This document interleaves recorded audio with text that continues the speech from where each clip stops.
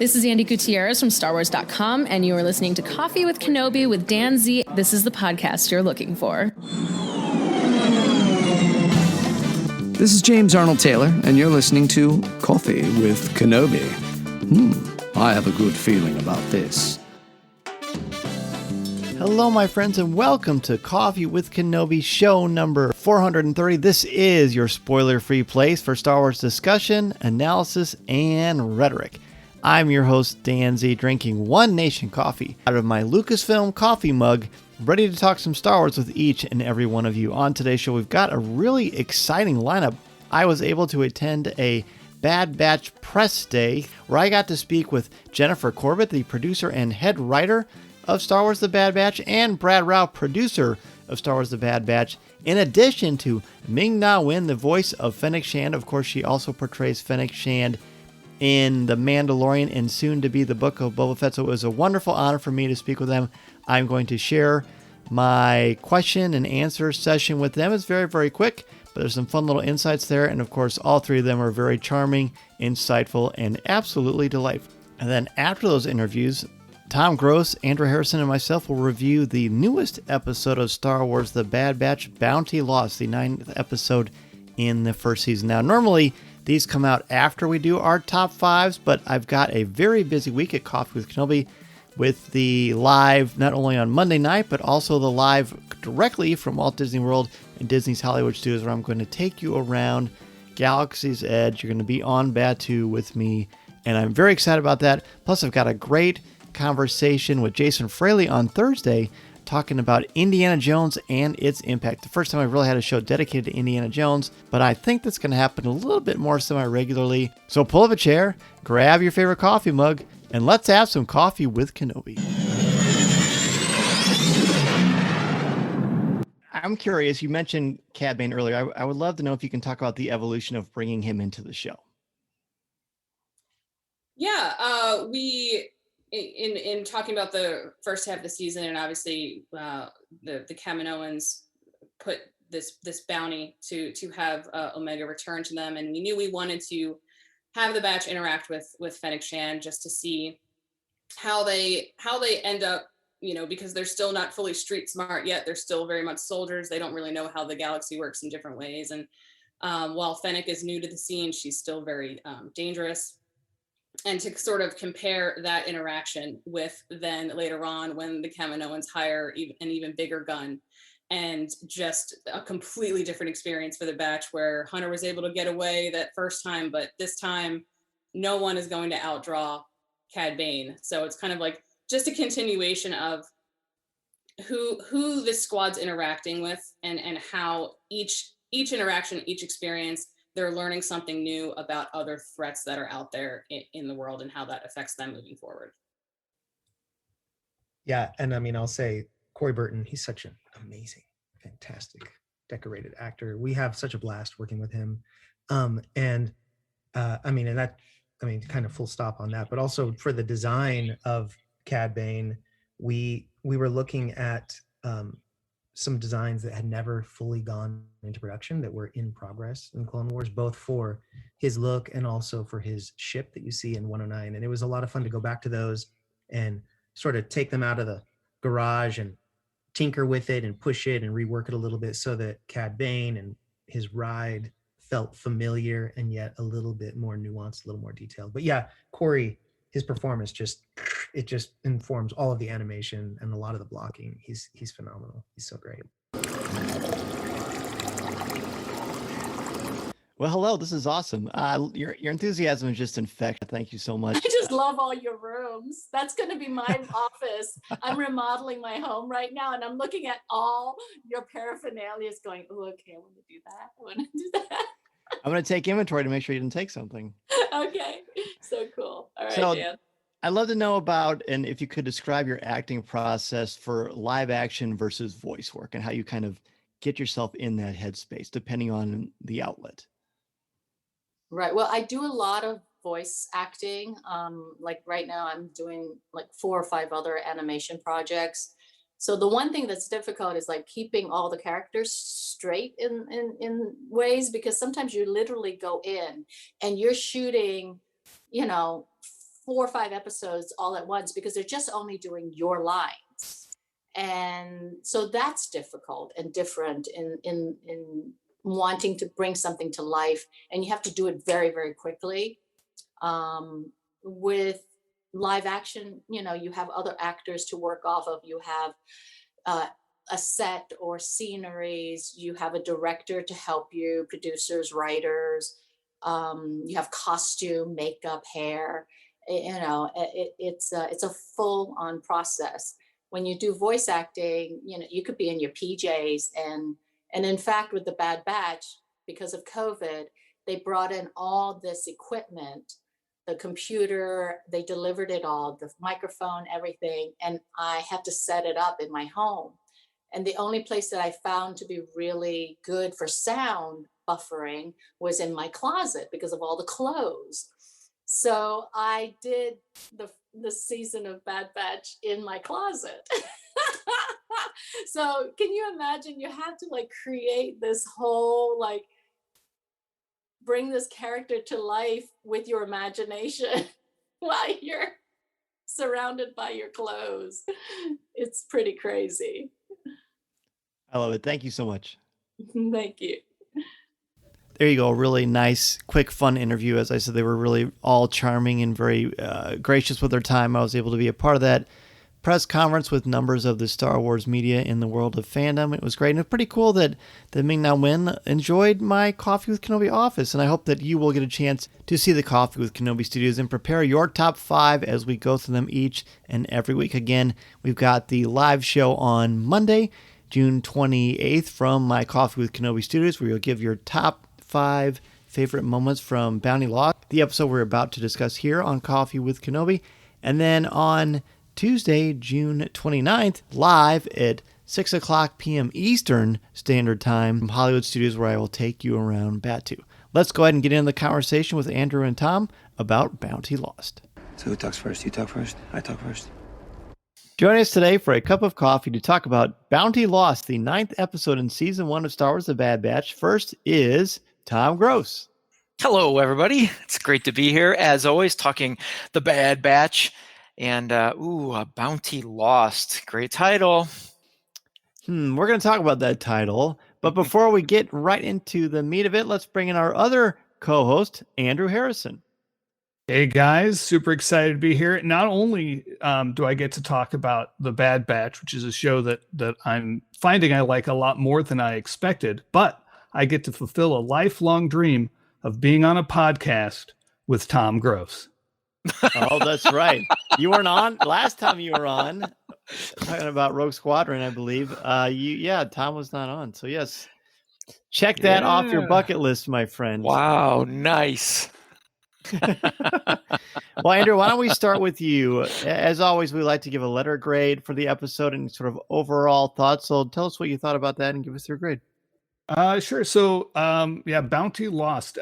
This was an episode that I was really looking forward to, mainly because of where the previous episode left off, and because that previous episode set such a high bar. And so this one I was really looking forward to.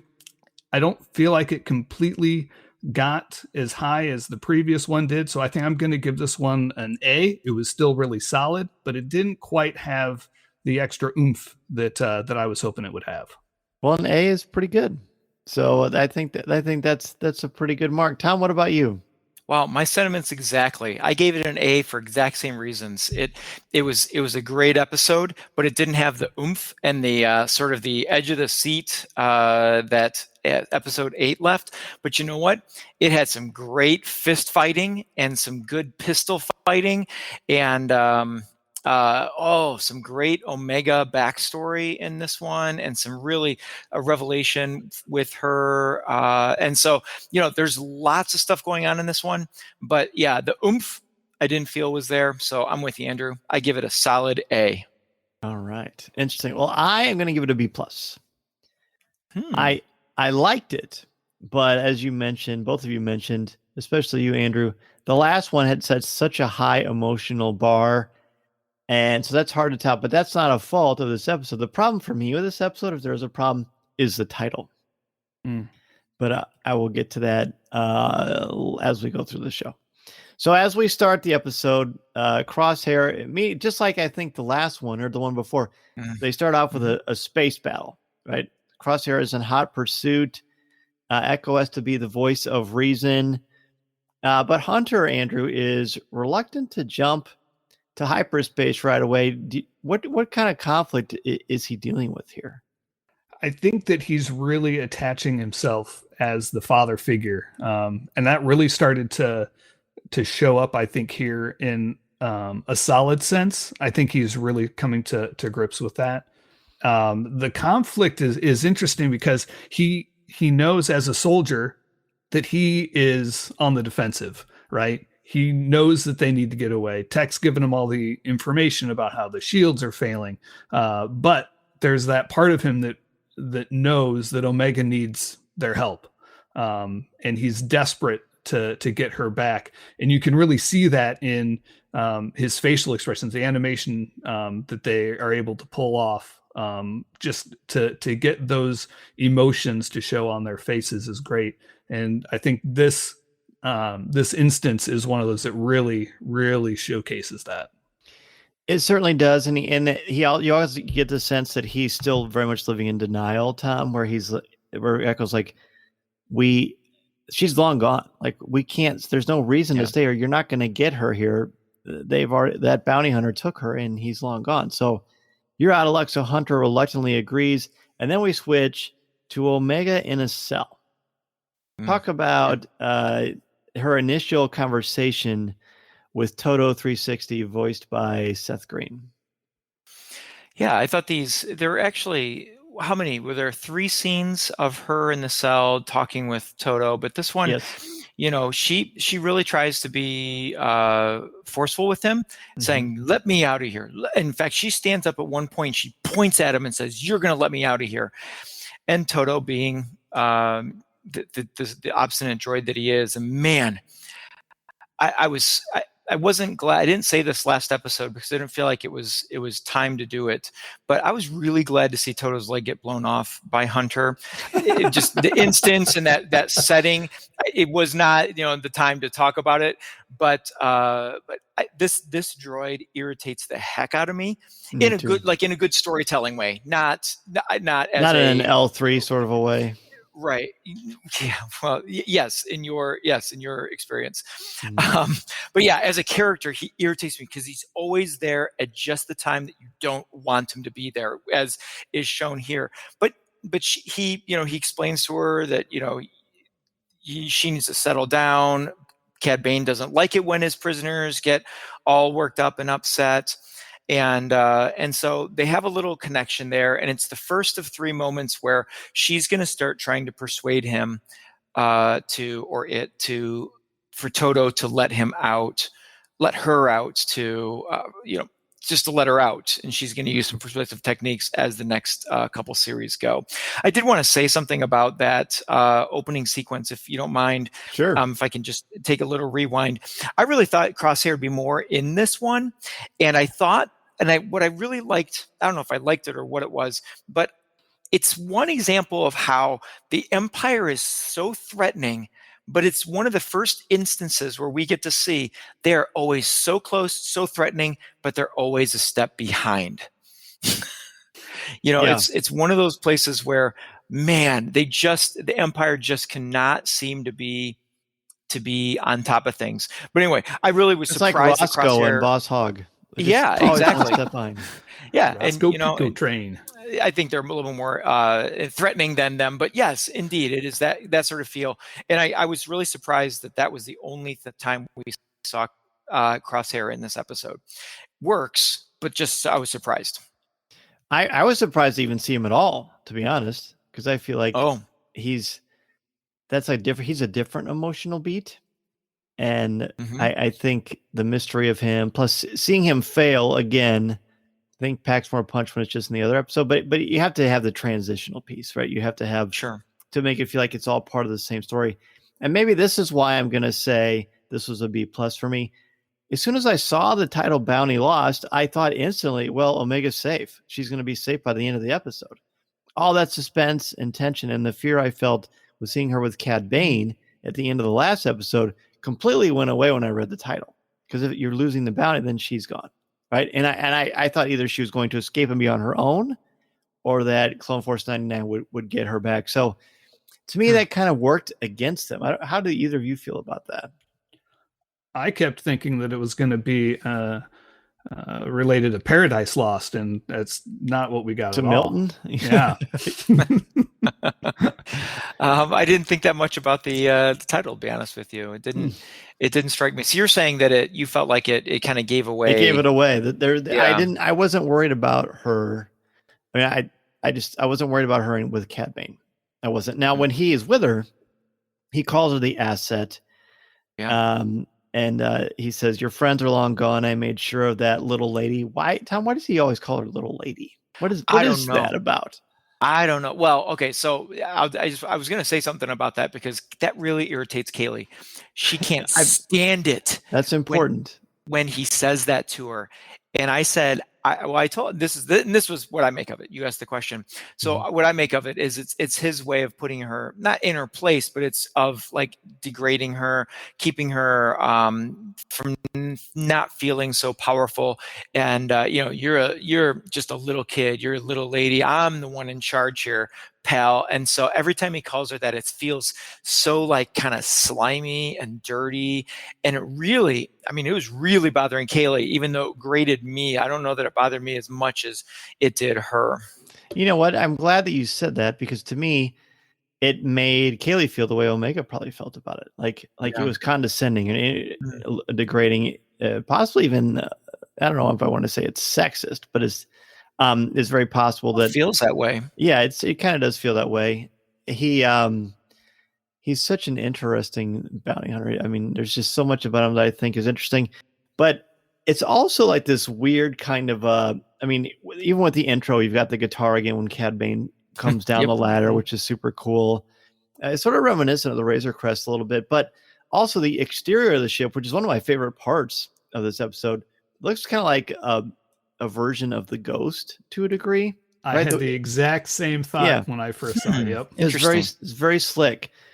But I almost feel like in his mind, while he certainly is aware that he's condescending, I always feel like there's this weird kind of old West code. And let's face it, when you watch old Westerns, it's not like women are treated with respect. I mean, they're treated like objects and stuff like that. So it kind of plays off that motif of him being that Clint Eastwood type, which I think is kind of interesting. But then we switch over to meeting with Tonwi and Lamasu and what's the last one? Nalase, yeah. I almost said namaste, but that's something else. and so now we get some interesting observations about the plan. So Andrew, talk about the conversation between these three on Kamino. So the first thing that I thought we saw that Bane was talking with the prime minister. It's like, okay, so this is starting to all make sense. I had my speculation that that's kind of what was going on, that that's who is hiring these bounty hunters. What I found interesting was that let me check my name sheet here. They're all so similar. I did the same thing. I wrote them all down. Was even there. Because she's such a pivotal character in Attack of the Clones, but is background in all of this in the Clone Wars and Bad Batch. And I did find it interesting that Prime Minister basically told the scientists, you're too emotionally attached. You've caused us enough trouble already, so I'm going to send somebody else. And it got me thinking that what we find out later in the episode is that Omega is she wasn't altered to speed up her aging, and so basically the scientist has kind of raised Omega since a baby, right? You think of the attachment between Jango and Boba. And this is kind of the same thing. The scientist has taken on the mother role of Omega, and that's probably what's caused her to be so attached. We saw some hints of that in previous episodes, that she was really caring for Omega and cared about her well-being and taking care of her. And so it was nice to kind of see that fully fleshed out here. Nala Se definitely seems a little disturbed, even though she hides it well. Even through the end, the animation's so gorgeous here because we can see in her reactions that she doesn't want that. Because what Lamasu says is, once you get the genetic material, then terminate. Yep.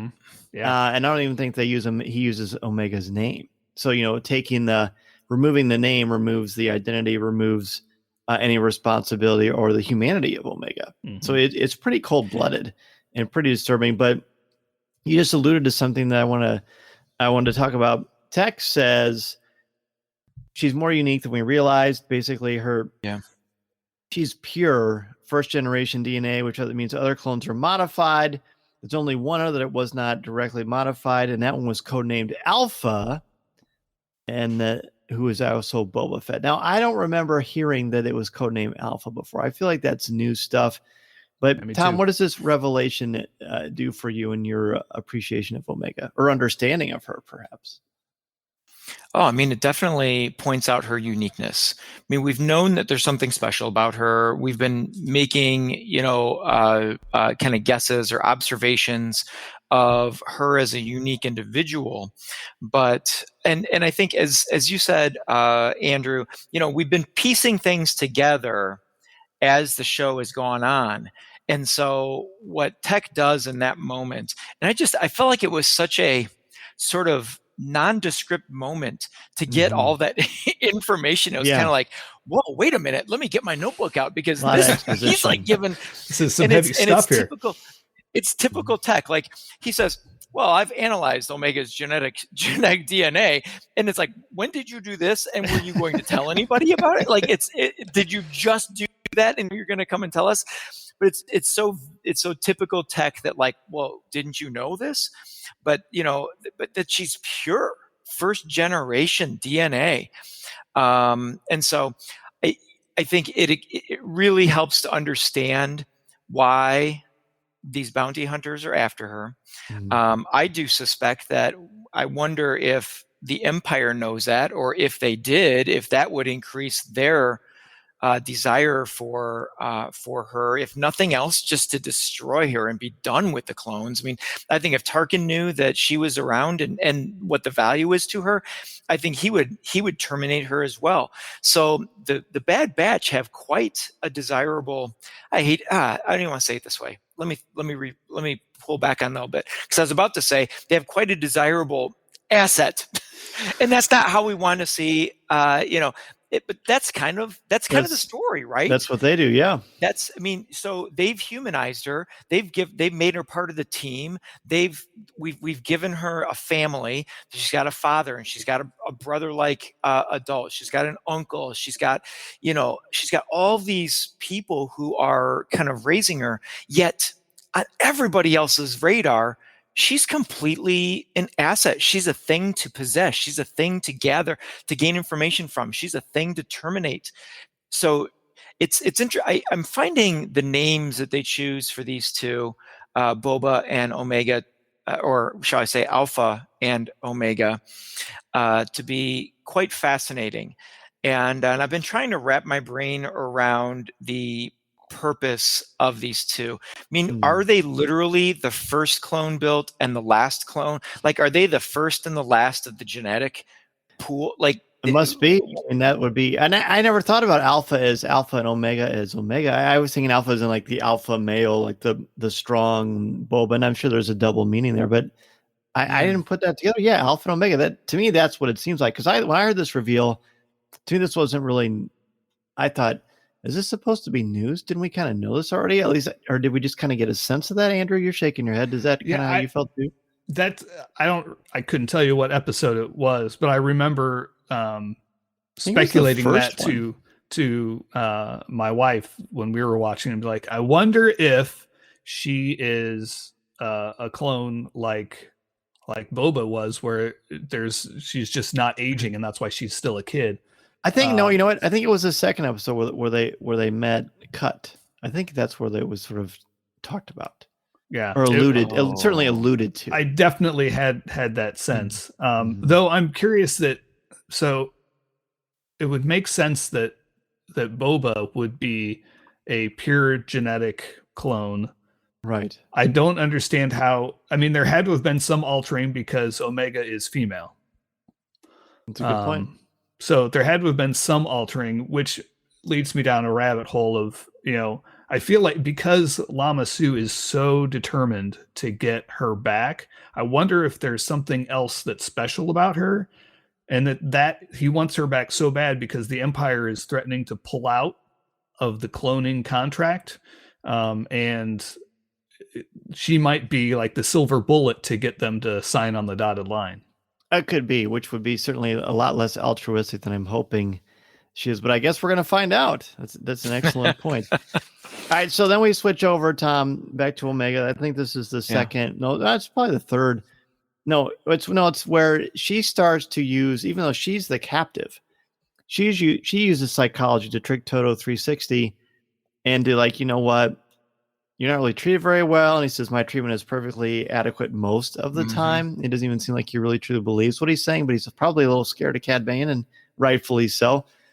But talk about her ability to kind of change the dynamic and trick Toto. I loved it. I thought it was really cool. Yeah, I mean, he at one point he says, excuse me, I am a technical droid. I'm perfectly capable of putting myself back together. And so the reverse psychology is, have it your way. And that's actually, I think, the end of the second scene between the two of them. And then when it comes back to that, he's having some issues, and she says, I've done this kind of thing before. If you just let me out, I can. And he admits that this is not going as well as he had thought, the angle at which he's putting the leg. And so he lets her out. And I thought that she might try to disable him right away. But she does not. She attaches the leg, and there's a problem with it. And he says, well, you haven't done it. It kind of reminded me of C-3PO. Oh, you crazy Wookiee, you haven't done this right. You need to do that. And so then, he says, it's not calibrated. You need to go here and fix this, but no tricks from you. Well, it was when that happened, I knew, But the funny thing is, she calibrates it perfectly. In fact, later, after Cad Bane rescues her, he makes comment of, this is amazing how well this is. But so she does fix it, but then she disables him. And I wasn't sure, like, what her thought process was as to, okay, she's out of the cell. Now what? Well, of course, her comm device. That didn't even cross my mind. I don't know why it didn't cross my mind, but it didn't until she starts looking for it. And it just took me back to that episode when they give her one, and she's kind of playing with it, and Echo keeps saying, it's not a toy, treat it like a toy. And here she is with it as in a complete adult situation, and that's the first thing she needs to find. It's like like when we're kids and we get a walkie-talkie. Exactly. Yeah. Exactly. And then I love the tension of that scene when, Cad Bane says, Toto, get up here. We're, Soupy, I can't see. And then he doesn't show yet. Cad Bane makes it to the landing docking bay, and he brings it down. And when she's searching for this, the tension starts to rise because Cad Bane's calling for Toto. They land. She feels it land. You're like, oh my goodness. And then he gets up, and they do that great scene where the cockpit door opens and he walks like right at us to go down the ladder, and she is still looking. Oh my goodness. He's so scary. You'll notice in that part that they don't show him full frame. It's always like a piece of him, right? You'll see like his chest and his lower jaw, right? Or you'll see his legs coming down. You never see the entire threat, which I thought was kind of Jaws like, where you just don't see the entire threat. Your imagination can fill in the blanks. That is fantastic. The unknown. Yep. The unknown is the fun part, because the imagination, even though we know what he looks like, the fact that they're doing it like that means there's more of him to come, and that can be frightening. Every episode, as I've been saying since the first one, there's always a great moment of legitimate suspense and terror, and this was one. There's a few throughout this episode, actually. So let's go ahead and take a quick break. And when we return, we will talk about the return of Fennec Shand and quite a bounty hunter showdown. This is Coffee with Kenobi. This is Vanessa Marshall, and you're listening to Coffee with Kenobi.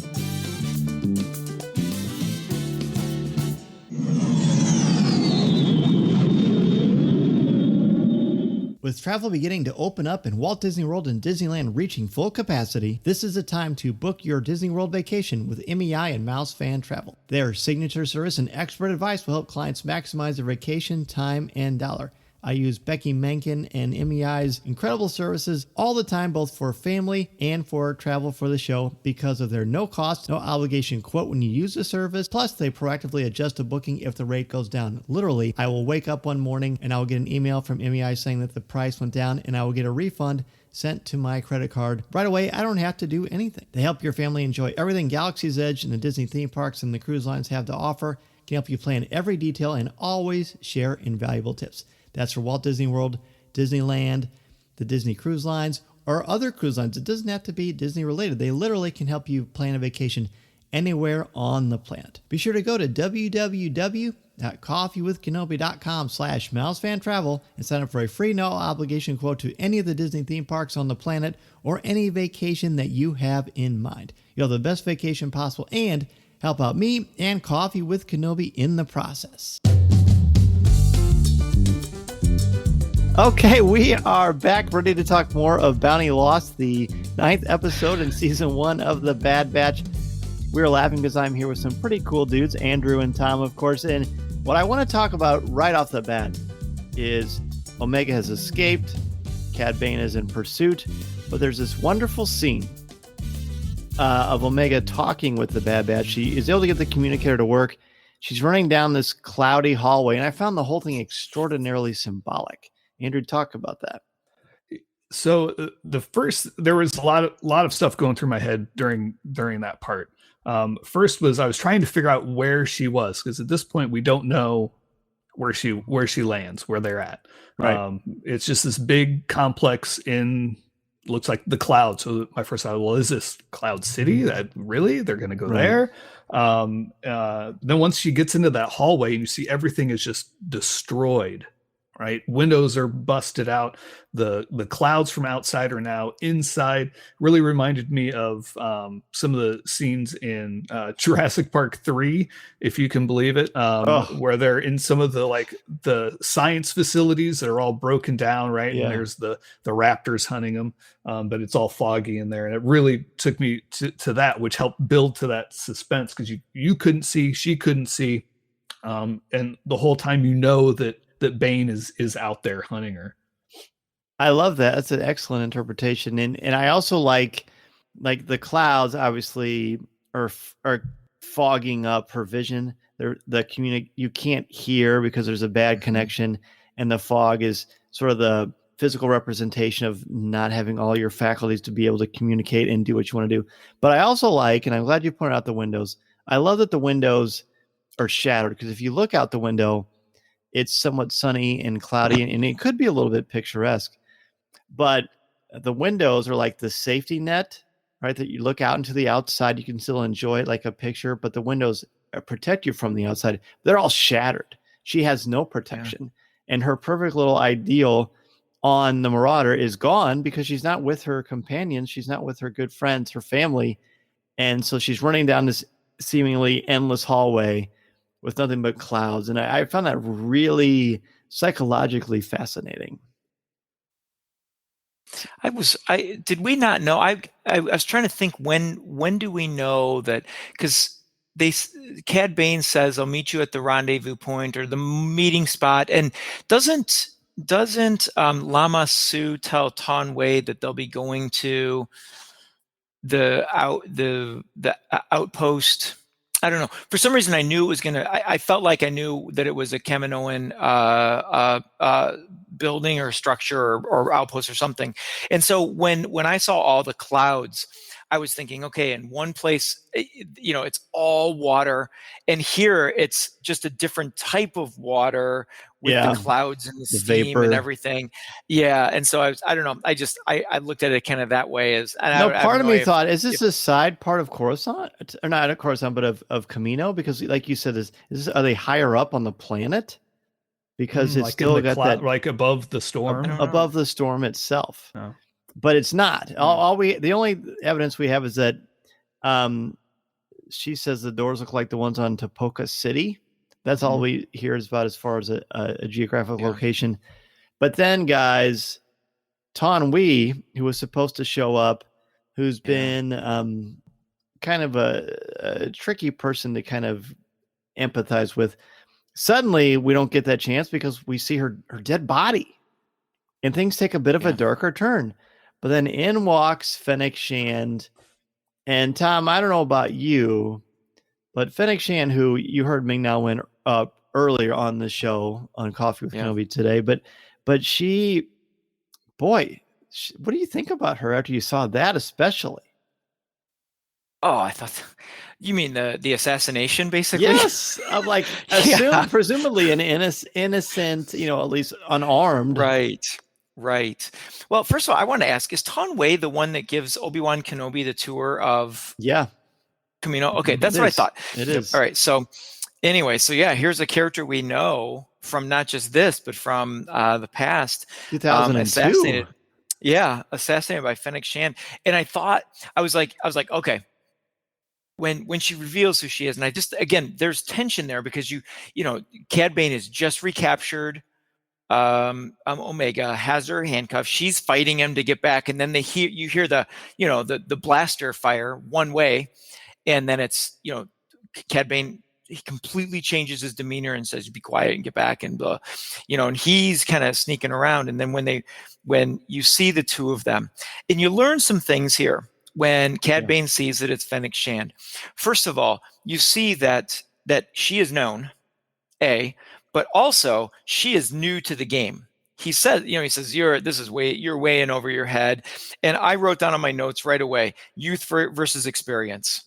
Here you've got the grizzled bounty hunter who's chased Jedi, who's captured Jedi, and done all the terrible and wonderful / terrible things that we saw during the Clone Wars. And he's, and he calls her out and says, you're in over your head on this one. Yeah, he says, you lack experience to be going against me. But when he said it, and I apologize if you were still on your train of thought, so go ahead. No, go ahead. No, go ahead and say what you're going to say, because I think I know where you're headed. I'm just going to say, there's a part of me that felt like he legitimately considered her a threat, which I don't know that I could ever feel that way about. And maybe I'm saying that because I've seen the whole episode twice now and already know about the fight. But I don't know. I kind of caught that. I agree with you because she had a pistol drawn, pointed at him, and they do that shot from behind where his hand is starting to go to his pistol, but she's already got it drawn. Yeah. And so definitely he feels threatened here. And then so the one thing I wanted to say about this fight, because they actually fight again, I think 3 times. Or at least it's broken into 3 different fights or 3 different scenes. My favorite part of this fight is when he throws the explosive, he throws the detonator, and she kicks it. She does like a sweeping kick right here. Yep, right here too. Throws it out where Toto. And I was like, oh yes, this is going to blow up Toto. It didn't happen, but the credits blow out and you lose Toto, everything. Man. I thought that because he just did what he explained earlier. He just ripped off the credits from her right from behind. And you're like, oh my gosh, that stinking droid. And so when she kicks it, I thought for sure that was Toto's end.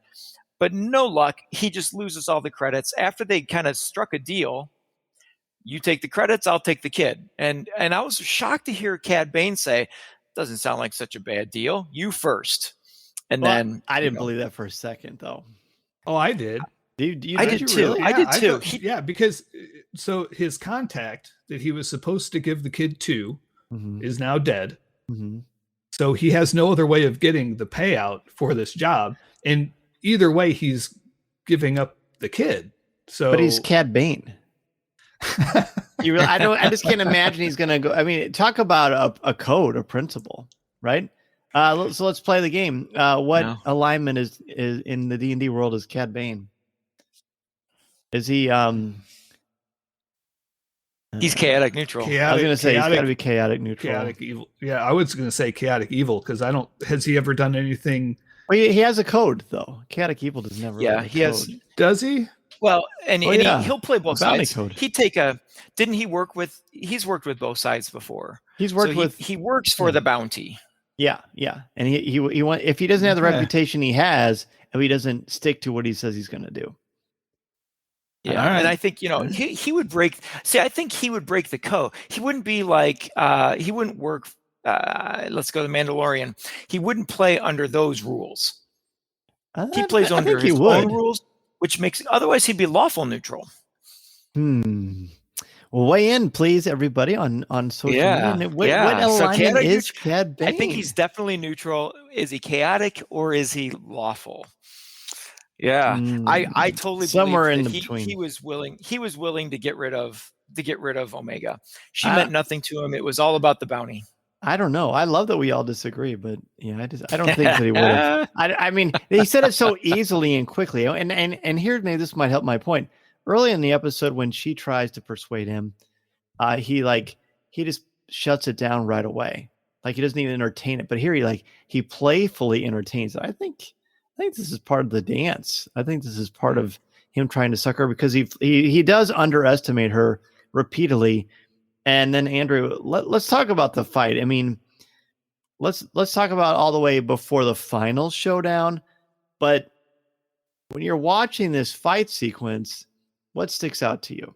Besides, I mean, not necessarily individual moves, although you can certainly bring those up. The one that Tom brought up of Fennec kicking that thermal detonator is top 10 awesomest fight scenes sequences, I think. But what stands out to you? Atmosphere.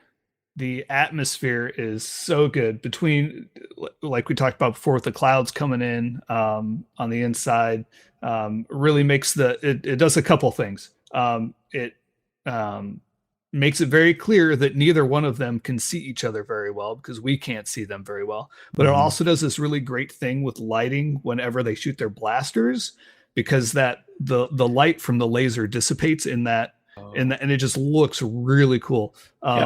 And then the music during that scene is also top notch. Kiner and his sons are on their A game a lot this season, I feel. And I felt like it was definitely turned into a chase scene pretty quick because Omega runs off and then Fennec Shand runs off after Omega, and then Cad Bane runs off, and what ends it is that he turns the corner and there's that thermal detonator, another stuck on the detonator, wall, and it explodes, and he hits that wall hard. I wasn't sure if he was getting up from that. I agree. There are a number of scenes in this whole fight sequence where either Fennec Shand or Cad Bane gets slammed into the side of the wall, and they're just out cold for longer than you would think. And I agree, Andrew. I thought they were both out cold. But to me, the fight choreography, and we talked at the beginning of the episode to the creators of this episode, but the fight choreography is really, really outstanding. I mean, that's not a surprise. Star Wars is known for a lot of things, including wonderful fight choreography. But their animation, I mean, Lucasfilm Animation continues to raise the bar with how they're doing this kind of stuff.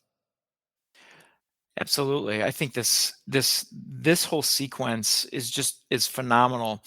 As far as the fight goes, and it's I guess because it starts with the pistol fight, and then you have some cheap, you have the cheap blows like headbutts that takes them down, and then the thermal detonator, which I thought, again, when you look at youth versus experience, Cad Bane throws the detonator at her, she hides it and sets it off when he's there. That's a difference in who they are. But oh shoot, I kind of lost my train of thought where I was headed with that. Oh, so you go from the pistol fight to cheap shots, and it ends as a bounty hunter, in my eyes, how a bounty hunter fights with just fisticuffs. I mean, they're just punching each other, and that's how Omega gets away into that room that I'm sure we're going to talk about. Yeah. But I have to say, one of the creepiest moments with Cad Bane in this whole episode. Oh, okay, sorry, two things. One, sorry, man, you got me going now. One, is with Cad Bane and Fennec, you've got we don't know. We don't know the future of these two. Mm-mm. So when Cad Bane was knocked cold and Toto couldn't even get him up, I was like, could this be it? And then later when he's pushed off the edge and he's falling, I was like, no, this isn't it. I forgot he had boosters in his, the blaster or the rocket boosters in his boots. And so we don't know. We could be seeing. Oh, I guess we do know Fennec Shand. Yeah. She does have a future. For but 28 Cad Bane, years, we yeah. don't. No, and Cad we didn't even Bane, know we he's going to don't. show up. Yeah, I know, and So- I thought he's going to be gone. Fennec Shand's going to kill Cad Bane. There Yeah. were a good 3 times, I think, where I thought, holy cow, she just Yeah. took care of him. Is she more So the powerful thing than I- Hunter? No. Hunter, Okay, Cad Bane so- took care of Hunter pretty easy. Well, that's true. Okay. All right. Yeah, we may have to come back to that. But the Mhm. moment where he walks out of the fog, at like the Mm. second or third time, he has had it. And he says the Yeah. line before we see him, by hook or by crook. Sorry, I can't do it. But, but it's that creepy voice that they Yes. did that. Oh, it's so beautiful. By hook or by crook, you're coming with me. And you're like, oh, okay, he's had it. Like he is done messing around. And you're just like, you fear for Omega there. But like I said, she gets away. They're fist fighting, and she walks into that room. Yeah, Corey Burton is great. In fact, Corey they said Burton, that that's it, thank you. his acting affects the blocking and it affects the animation because he's just so good. See, I feel like he is frustrated. He has had it, but I also feel like there's a part of him that realizes that he's not necessarily in over his head, but he's up for an equal fight. Maybe she might have been better than him. I think you could actually make a case that she is. I mean, she outwits him throughout the entire episode. And I think he's frustrated. But one of the reasons I think he's frustrated is not just because he's had it, but because he's realizing he's giving it his all, but he's not stopping her. And he doesn't stop her. And that is certainly new for us as an audience. And it's certainly new for him as far as what we have seen so far. But then we go, Andrew, into, I don't really know how to describe it. This show continues to echo Alien to me, the original Alien. We go into this room. It's much darker than the rest, the lighting and just sort of the atmosphere of it. But I wrote down Kaminoan green aquarium. I mean, it was very haunting. There's a moment where Omega, she boosts the signal to get Clone Force 99 to find her. And when Fennec Shand shows up, she tries to use charm to say, you know what? I'm going to help you. We're going to get through this together. Mhm. But Andrew, is there a part of you that even trusts her a little bit? And we also got to talk about the creepy room too. Yeah. So I'm going to start with the room because that I have lots of questions. As soon as I saw, and I'd already kind of wondered this, but like what happened at this facility? Why are all the windows busted out? Why is everything just abandoned? What happened here? Give me the comic book. Give me the novelization. Give me anything to tell me that, because I'm really fascinated with this place now. It seems almost like it's just a test facility, and Omega's looking at those vats, and she sees aliens in there. I tried to pick out what aliens. I think one might have been a Celestin, maybe. I have no idea what the other one is that we see fall out later. It looked like a Kaminoan to me. It looked like one, but the neck was thicker and shorter. My anatomy on Kaminoans isn't up to snuff, but you were sick that day. Yeah. That room I found to be really interesting. Especially there's a moment where, and I didn't really catch this until the second time I watched it. There's a little bit later when Fennec Shand is talking to Omega, she says, why everybody's after you. You know the reason, right? Mm-hmm. And I didn't catch it the first time. The second time I watched it, I caught, before Fennec Shand even enters the room, Omega is looking in those vats, and she looks at her reflection in those vats. She sees herself in the vat. She knows what she is, and she can tell that all of this that's going on, that is a potential future for her, is being a test subject in these vats. And I found that to be just creepy and haunting, and in a weird way, kind of beautiful in the symbology of that moment.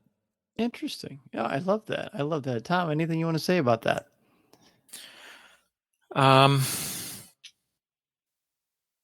No, you went places I wasn't. You thought a lot deeper on that. That's I really do like all of that. Is this the first time you met us? Come on.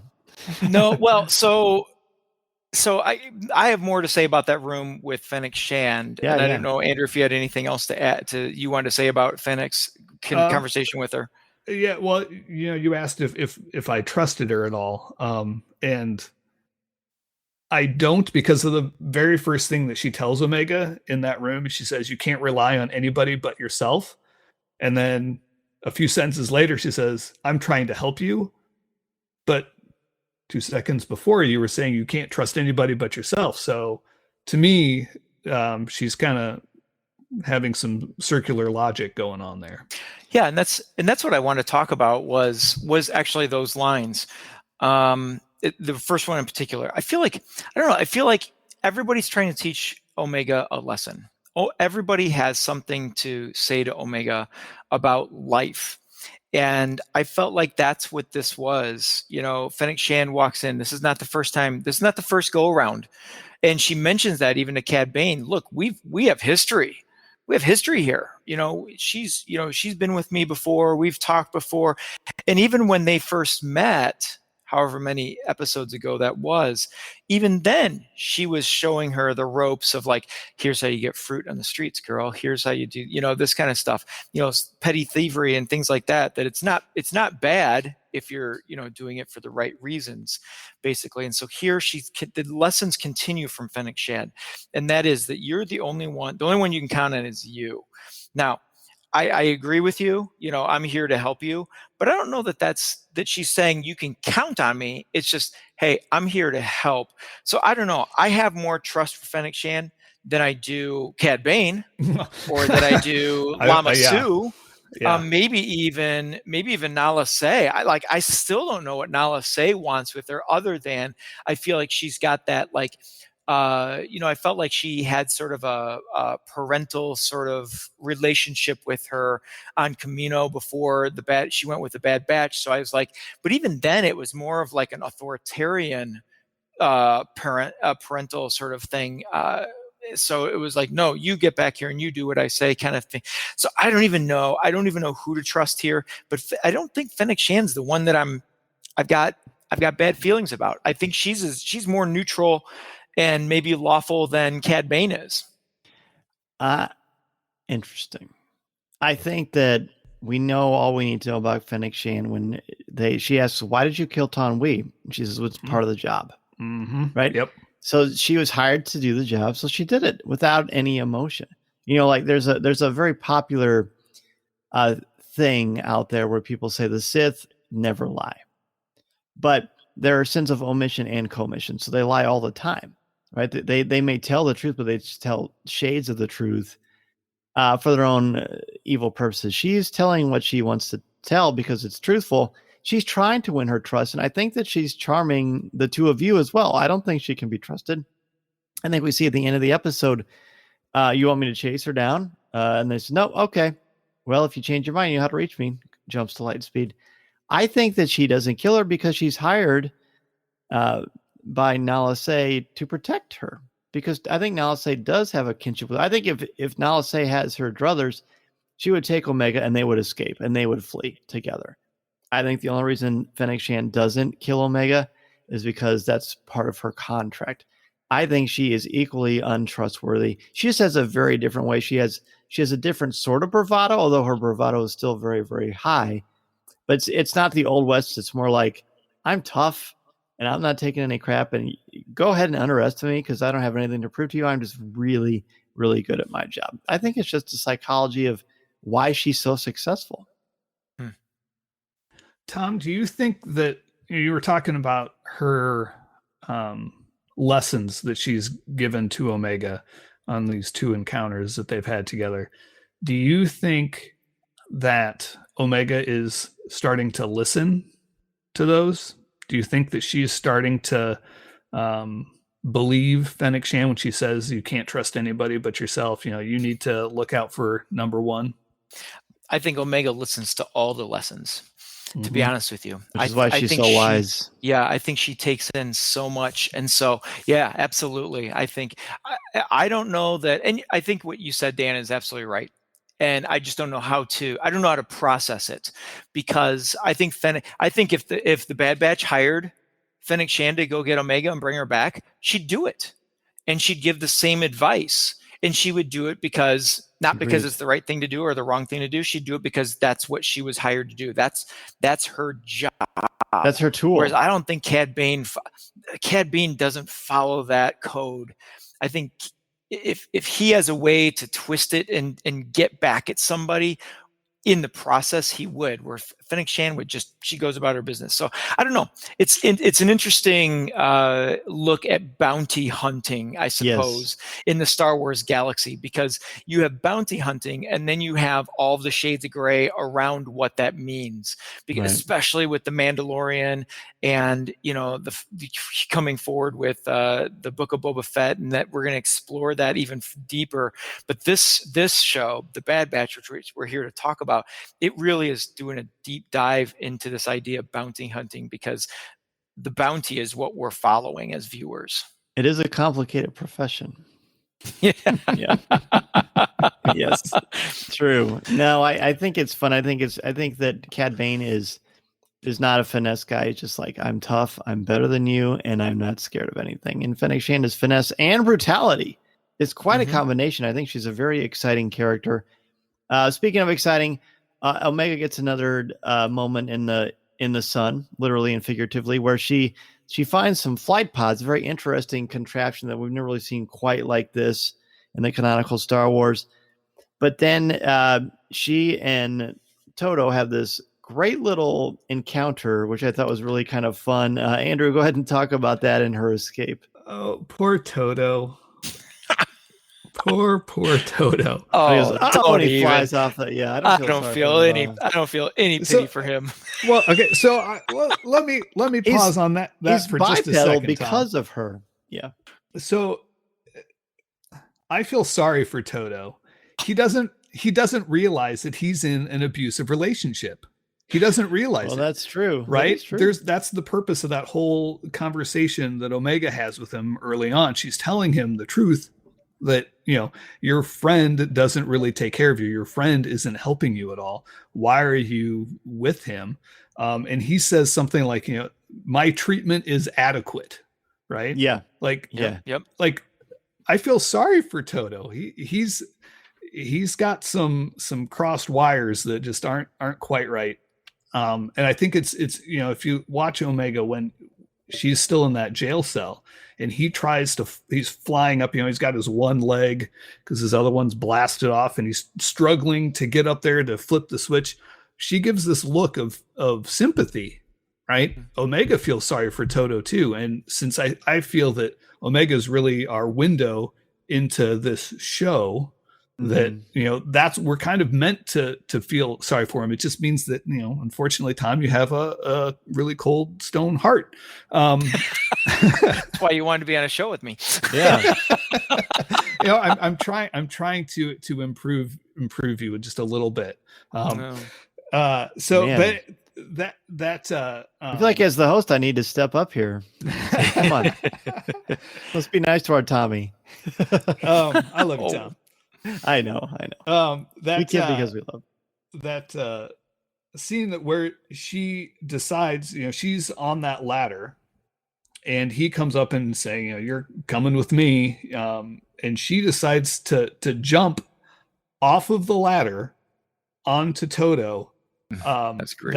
Love it. That was a brave move. That was a short round move. Yeah, those are some tiny little thrusters on his feet. I don't know if I would have trusted that to hold us both up.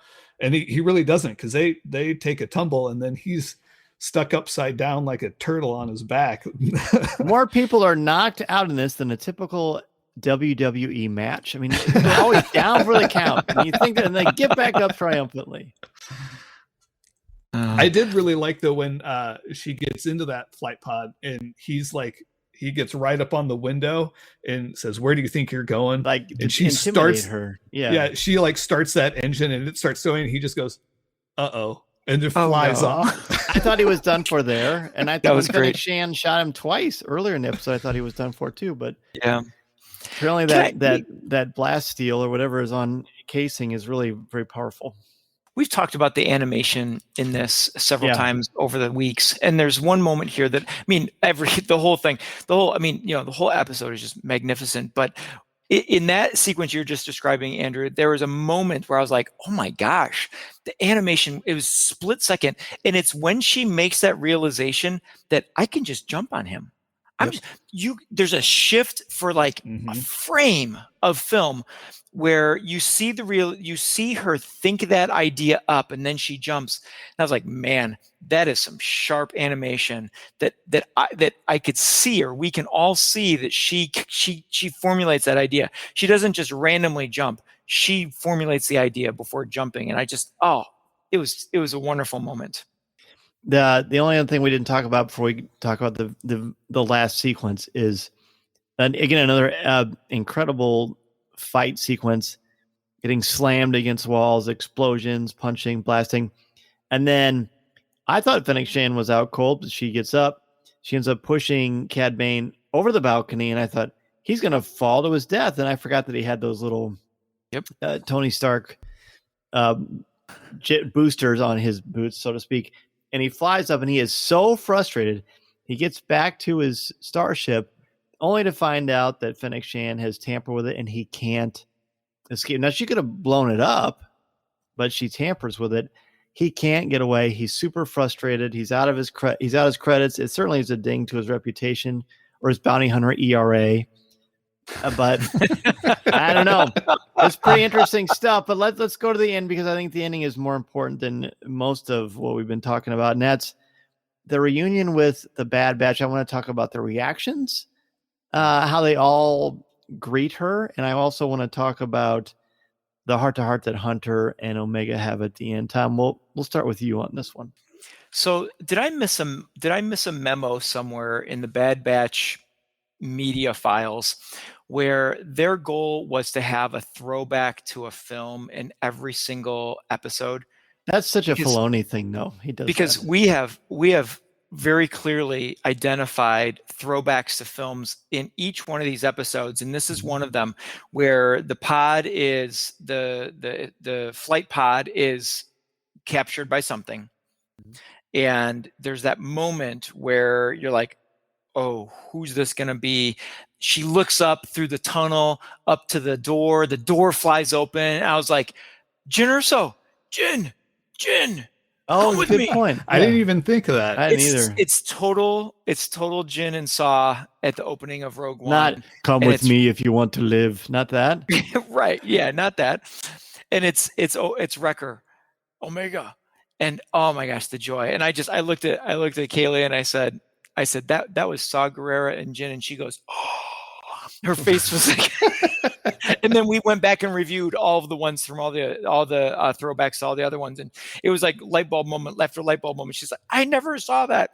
Anyway, the reunion was so well done. It was beautiful because Wrecker is the joy. She was so excited to see him. It's her big brother, and they're happy. And then like there's a shift. It goes into reverse or forward or something, but there's a shift. The clutch is down, and the gear goes into another level when she sees Hunter, and she sees him, and there's like instant, like the realization of you thought you lost somebody, and then the relief. And it was such a father-daughter moment. And his questioning is so fatherly. Are you okay? Are you hurt? Nothing selfish in that from Hunter. Like, oh, I missed you so much. It doesn't matter to Hunter. Hunter is not important here. It's the child. And then then she asked the question, why are they after me? And then it becomes Echo, who I've labeled as the uncle. Yeah. The Echo becomes the voice of reason and reality. You have to tell her, Hunter, you have to tell her. And so then as the father, he says, you're more valuable than any clone. And probably, I don't know, is it one of the hardest things as a parent to tell your kids that they're different than all the other kids? But he says, you're more valuable than any clone. You're different. And I get goosebumps just right now talking about that. And just like the family dynamic, because here, as we talked earlier in this episode, we've spent the entire episode as her as an asset, as a thing to be gathered, to gained, and terminated. As a MacGuffin. And here she walks in. It's like walking into the living room, and it's her family. And there's a whole different dynamic. There's caring, there's love, there's joy that we haven't seen through this entire episode. And it's just such a moving moment. Then it's not done, but we go through some other scenes. So I'll let you jump onto that. No, I if anything, it almost felt too easy. It wasn't easy, but I don't know. I feel like there's going to be some more hardships to come. Because like I said at the beginning of this, the fact that she was released from basically being incarcerated or captured or however you want to describe it, I don't know. I think there's more to it. But what I wanted to talk about is that I like that Wrecker gives her a huge hug. Echo, he barely even looks at her because he's like thinking of something. Echo is Echo, and he's very empathetic. But he also he keeps his distance. He's been through a lot of trauma, certainly. But then Hunter is the father figure. She leans against him, and he gets down eye level, and he talks to her. He puts his arm on his shoulder, but he never hugs her. He doesn't grab her and comfort her. And that bothered me.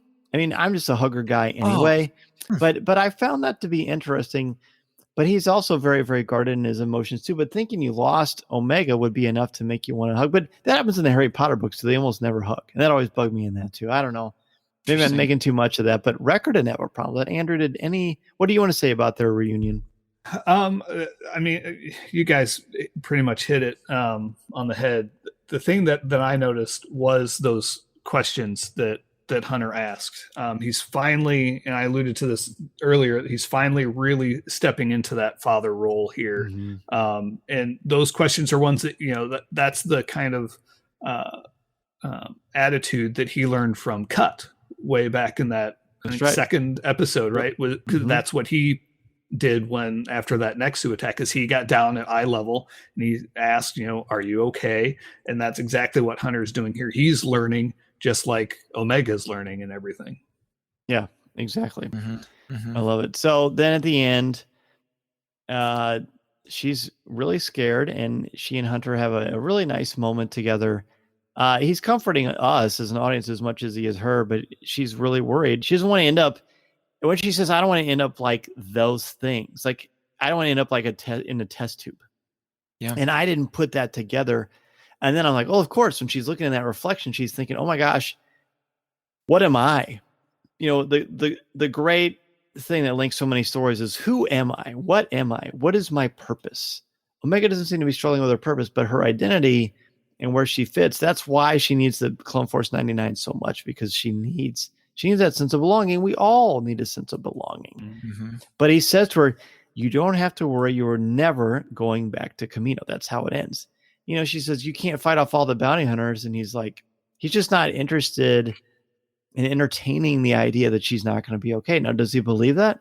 I mean, do we believe when you're a parent, there's sometimes you tell your kids things and you're not always sure of the answers, but you love them. You want to be honest, but you also want to comfort them. I think he walks a really nice balance of juggling all those tricky parent things. And we're all parents here. So Tom, what do you make of his advice to her? Yeah, where you said, I don't think it's over. And I went right to this very ending where he says, I promise.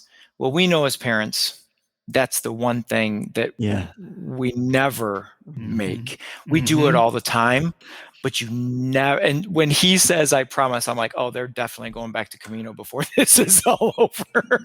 And I can almost see I can almost see the setup to it going forward. And I'm not trying to speculate or say that's going to happen.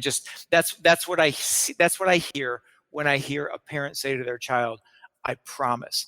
That's going to be a broken promise, and that's a hard lesson for both the parent and the child. And so, but it's what we want to do. He says, "You can't sleep." And yet you said these lines, Dan, she's like, "I can't stop thinking about that place." And I love how he gets up. It's the second time in the episode. Andrew, you said, he gets down on his knees, and he, in that one, in the reunion, but here he does it again. He walks over, turns the seat to her, and looks at her face to face. And you're absolutely right. It's a beautiful parenting moment. And he makes the big mistake that we all make in making that promise, which only sets up more conflict in the future. Yeah. Andrew, anything you want to add to that? Yeah, I'm just gonna right here on my notes. It says, "Don't make promises you can't keep." Uh-huh. So I'm with you, Tom. I think that that's a dangerous promise to make. There's a lot of forces acting against them right now, and they're all trying to get them back to Kamino. And one of the reasons it's so hard to promise is you can't predict what everybody else is going to do, and the unpredictability of the galaxy. The galaxy's a mess right now. And the Bad Batch doesn't even, there's not even a guarantee that when they go back to see Sid that it'll be safe. Listening to Coffee with Kenobi, you are, with Dan Z, the podcast you're looking for. This is...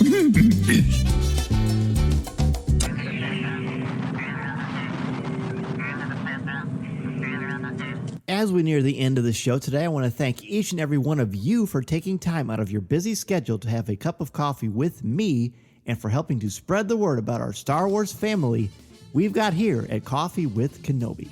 Be sure to tune in Monday nights at 8 o'clock p.m. Central Standard Time on Facebook Live at www.coffeewithkenobi.com/live or www.facebook.com/coffeewithkenobi and have a cup of coffee, tea, or any beverage of your choosing with me as we continue the conversation. To join us in the CWK Cafe, which is our Facebook group, and share your Star Wars thoughts, comments, reviews, and opinions in a family-friendly, spoiler-free place that is also drama-free, go to www.coffeewithkenobi.com/community and be part of the conversation, talk about this week's show, or just talk about some Star Wars. We have a lot of fun, and you'll make some new friends, as well as catch up with longtime friends along the way. I also want to thank all of the new and longtime members of the CWK Alliance and let you know how much I appreciate your help and encouragement. If you want to join the CWK Alliance, go to www.cwkalliance.com and sign up today.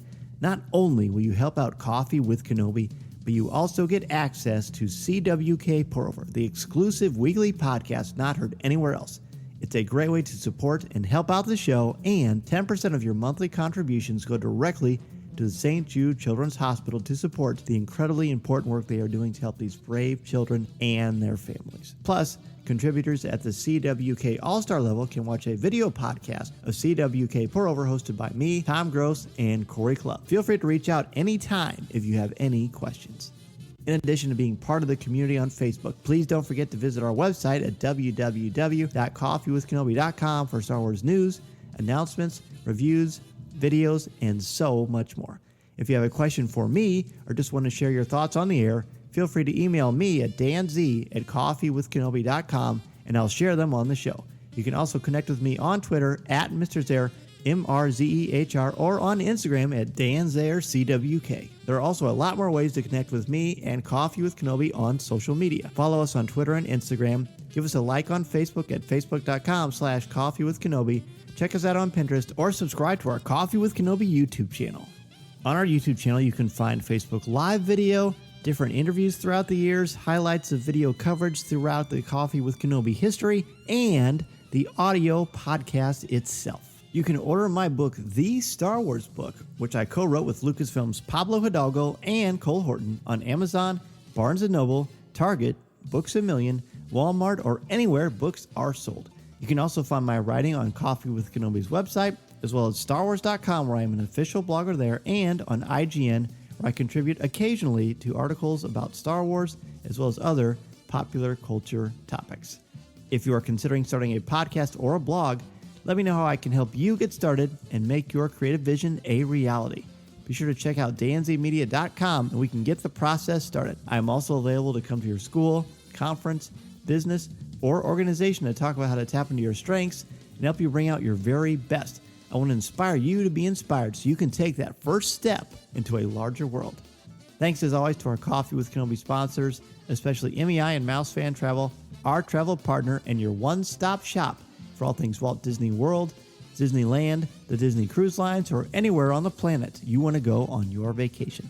Please go to www.coffeewithkenobi.com/mousefantravel to book your magical vacation and help support Coffee with Kenobi in the process. If you like the show, please tweet out that you're listening, share it on Facebook, or invite your friends and family to tune in and share a cup of coffee with us. And if the Force is especially with you, please take a couple of minutes to rate and review the show on iTunes or Google Podcasts. Every review makes a huge difference and helps to spread the word, and I can't thank you enough for your help, for your support, and your friendship. I love so much being a part of this wonderful Star Wars community, and I can't thank you enough for all that you do for me and Coffee with Kenobi. So there's a lot of challenges, but I can promise one thing. I can promise that when Andrew and Tom are on Coffee with Kenobi, it's going to be a fascinating conversation. Gentlemen, thank you so much. We laugh, we learn. That's one of the fun things about this wonderful community of Coffee with Kenobi. So I thank you both so much. Of course, Tom, let's start with you. Please let everybody know where they can find you and tell us again about your writing. Yes, you can find me on Twitter at Draftline. Catch up with me there. Let me know your thoughts. Chaotic neutral, chaotic, lawful neutral.